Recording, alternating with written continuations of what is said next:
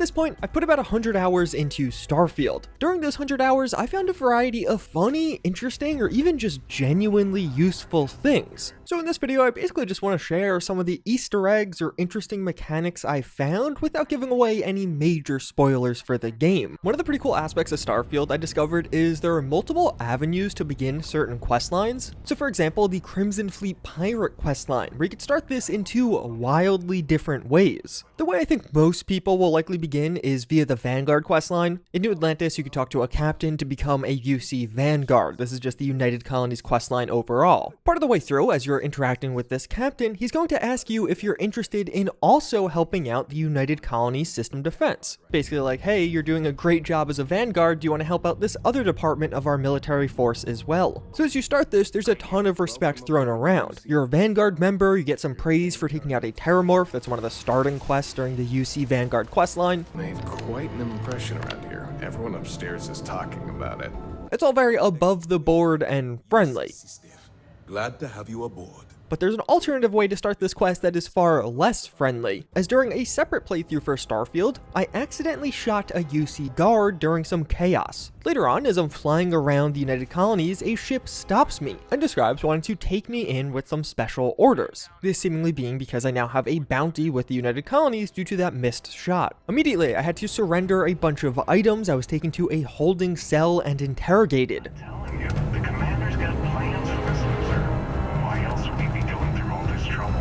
As this would eventually become an alternative way to get recruited for the Crimson Fleet questline. Instead of being a Vanguard member who is then going undercover for the United Colonies, here I'm just a criminal. I was a wanted man and they captured me, so instead of going to jail, I have the option to help out the United Colonies and capture the Crimson Fleet pirates. It was honestly such a cool moment to see these wildly different ways by which a quest could begin, even featuring a bunch of different dialogue choices. As a prisoner, you have way more options for being mad or rude, while as a Vanguard member, your choices are far friendlier. And although this is just the one example I found during my playthrough, you have to imagine other scenarios will exist for other quests in the game. And New Atlantis overall isn't the most above the board place, even though it has a very pretty landscape. One time while I was wandering around, I actually found a suspicious deal going on after dark, this behind a rock somewhere.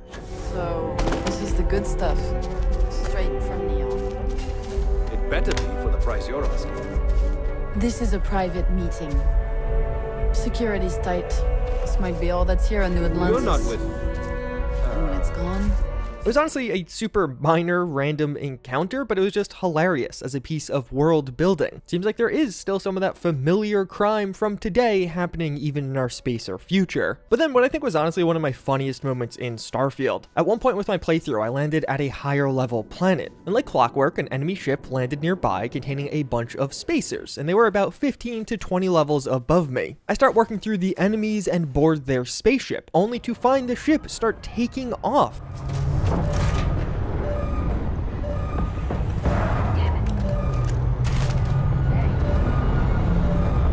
And through the window, I could literally see the process of us going up into space, which was pretty wild. Like, yeah, I'd heard you were able to board spaceships, but I didn't realize you could full on look out the window and see yourself going to space. Then as you go to space, hit a load screen, and then you're just floating around in space in an enemy spaceship. Naturally, I finished clearing through some of the enemies aboard the ship and even take down the captain, only to discover that I can't actually pilot the spaceship. My piloting skill is too low. I was facing a bunch of pretty high level enemies, much higher level than me, and as such, they have a Class B spaceship. I cannot pilot a Class B spaceship. I only can do Class A. So there I was, stuck on an enemy spaceship in space, and I literally couldn't pilot the ship, just floating around endlessly. I guess that technically would have been the end of my character's story, although fortunately in Starfield you can fast travel. So I was able to fast travel back down to my spaceship and all went well. In Starfield, I took the trait that gives you parents, but also the trait that gives you a luxury starter home. And something that you don't necessarily realize is you have to make note of where these two things are. Your parents are in Pioneer Tower in New Atlantis. while your luxury starter home is on Nisoi in the Olympus system. The first time you do this, you'll have quest markers that directly lead you to these two places, right to your parents and right to your home. Except after you actually finish the introductory quest for this, you don't have quest markers here anymore. So with the parents trait, sometimes your parents will leave you notes. At one point, my mom left me a note at work and mentioned she had something for me at home. It was at that point I realized I have no idea where my parents live. Like, I just followed the quest marker up to some random tower of the many towers in New Atlantis, and now I really didn't know where that was. I had to run around all over New Atlantis trying to figure this out, but thankfully you don't have to. It's Pioneer Tower. And for the starter home, it's even more obscure. You have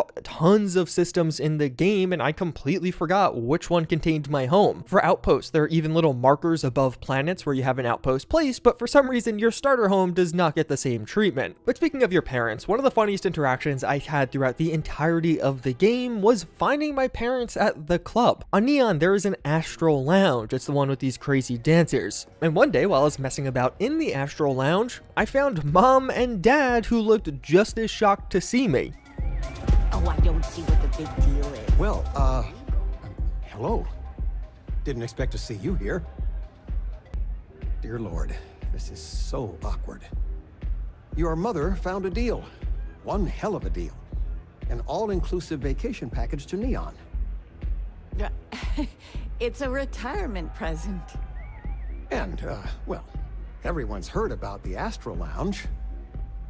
But another really cool location where you can get some early game credits is right next to your starter home. It's actually a great way to remember where your home is, and that is the Almagest. This place is incredible. It's a floating casino that orbits Nisoi in the Olympus system. I thought the casino looked pretty similar to Endurance from Interstellar, although this could just be a common space station design. And inside, you're going to find a giant zero-gravity casino that is now abandoned and taken over by spacers. Zero-gravity gameplay in Starfield is simply a blast. It's truly some of the most fun combat encounters I've had. Ballistic weapons will blast you back, and you could even propel yourself with your jetpack. But with this being a now abandoned casino, you can also win the jackpot. There's a little open hole you could sneak through to find a bunch of contraband, which you could later smuggle somewhere if you want to, or there's also a lottery machine. You just need the winning numbers and it'll pay out to you. And of course, you could find those winning numbers on a manager's terminal at about the midpoint of the ship. Overall, it's a really cool and fun location. And this was designed as a zero-gravity casino. It's not like the gravity machine broke here, but it's kind of hilarious to imagine a bunch of floating people trying to gamble. Also, a separate funny moment, to actually smuggle contraband onto different planets, you have to have a secured section of your ship so you could hide it. I didn't have that for a while, and I kept finding contraband. So in my almost entirely empty player home, I had hundreds of thousands of credits worth of contraband just sitting on the floor, and I took a selfie with it. Do you remember this broken helmet? It was featured prominently in one of the original Starfield teaser trailers, but it's also in-game with a pretty hilarious feature. Right after you get Frontier, your starting ship in Starfield, you can find the helmet right on a shelf, just like it was in the teaser. I assume most users will just ignore this, as it literally has tape saying don't use, but if you do put it on, you will see that tape obstructing most of your view, and you can even faintly see the don't use written on the other side. As well, some of the space encounters you could have in Starfield have genuinely made me laugh out loud. At one point, I was stopped by Faraday's budget tours.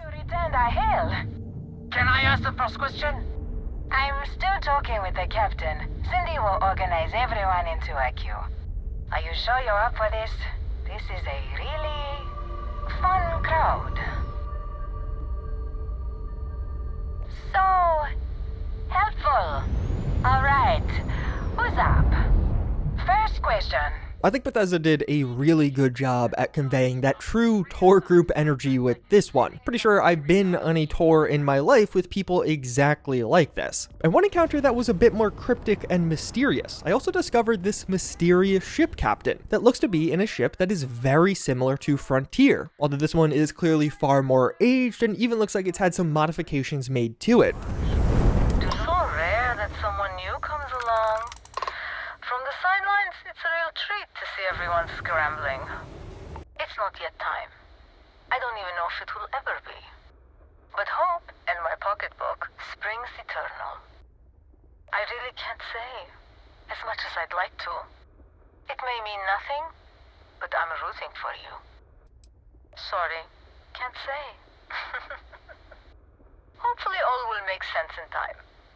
Good luck. I'm not entirely sure what is going on with this one, but it definitely seems like Starfield's going to have some broader mysteries, and this could be one of the more rare random encounters around that. In Starfield, you are able to discover new landing spots for planets. Earth has a variety of these, and one of the easy ones to get is by going into the mass building in New Atlantis. In this building, simply go up to the central command / office of the president, and then in the actual office of the president on her desk, you could find a book that will give you a new landing spot on Earth. The vast majority of the gameplay you're seeing in the background right now is actually done with New Game Plus. I basically beelined the main story in Starfield, and then with New Game Plus have been doing most of the side content. I can't go too deeply into this just yet to avoid spoilers, because as of right now, I don't think even enough time has passed for someone to successfully beat the main story. But what I will say is New Game Plus is unlocked after you beat the Constellation questline, and unlike past Bethesda games, just doing the main story first isn't necessarily a bad thing. Like for me, I don't personally regret beelining the main story and then doing all of the side content with New Game Plus. Obviously play this game however you want, but I don't think doing the main story first is a mistake with Starfield, and I think a lot of people may actually prefer playing this way. And one of the other things I found super interesting about Starfield is the skins. All of the equipment items in Starfield have a skin option, despite only 2 skin packs actually being available right now and like only 7 skins being out for the game, although for some reason hundreds of items have a skin slot on them. So on one hand, perhaps they are just setting up for a truly great framework for modders, but in reality I think Bethesda may be selling a few more skin packs in the future. Even outside of this, Starfield is listed as having in-game transactions by the ESRB, although that doesn't seem to be available just yet, and even in the end-user license agreement for Starfield, there is a mention of creation credits. This is not something found in the EULA for Fallout 4 or Skyrim. I don't have a problem with paid mods, especially if it's going to be totally optional, but I'm pretty curious as to when all of this may roll out. If a paid mod-like system is coming for Starfield, it seems like Bethesda already had plans and was starting to implement it based off of all the things we could find around it already. But that's also kind of exciting because it likely means official mod tools could also be right around the corner. But with that said, those are some of the notable, interesting, or just funny things I found during my 100 hours with Starfield so far. I have a ton more content coming, including other videos later today, so get subscribed. But if you are enjoying the game, check out these essential tips that I think everyone needs to know.